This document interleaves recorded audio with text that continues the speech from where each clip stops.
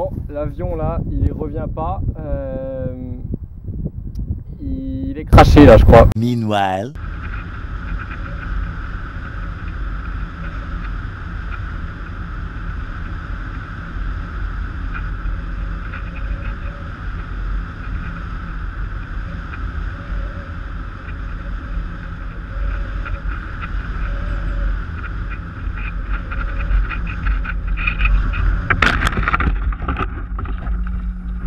Me convirtió la...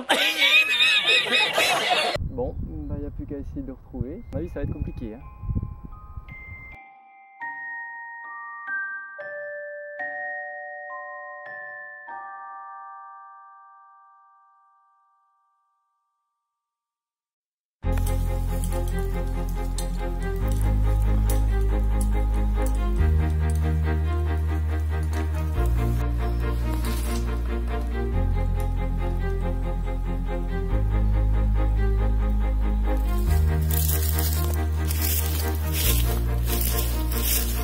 Yes, nickel.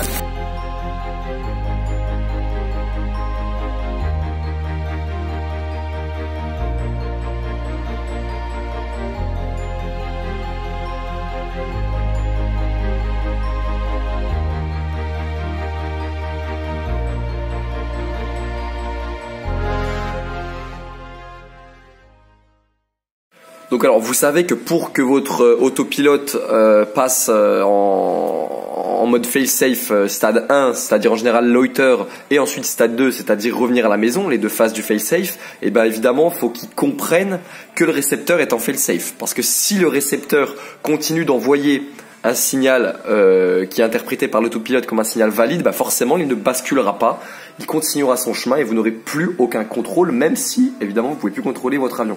Et c'est ce qui s'est passé avec mon récepteur Easy UHF.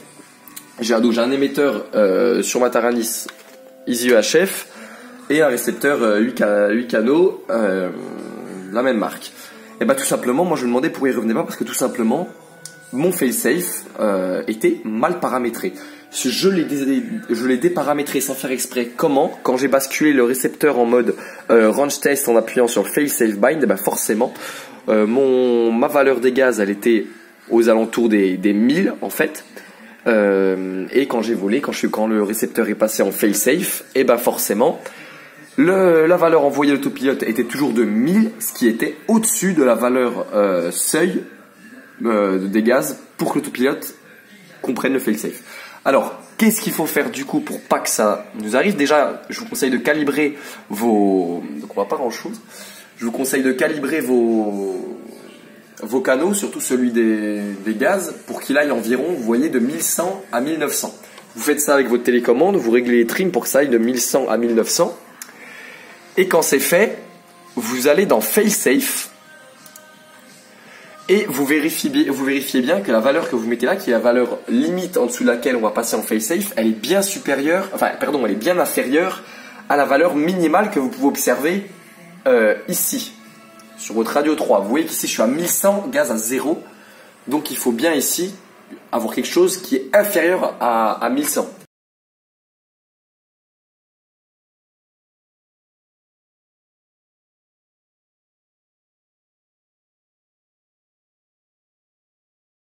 Surtout vérifier, c'est que s'il y a un vrai failsafe, il faut essayer tout simplement d'éteindre votre télécommande, voir comment réagit l'autopilote. Vous regardez votre OSD, ou alors si vous êtes en télémétrie, vous regardez l'écran, et tout simplement on va essayer. Voilà, je vais éteindre la télécommande et normalement on va entendre le Pixum qui va activer son buzzer pour nous dire qu'il n'a plus de signal. Et ici ça va passer en circle, puis en retour à la maison.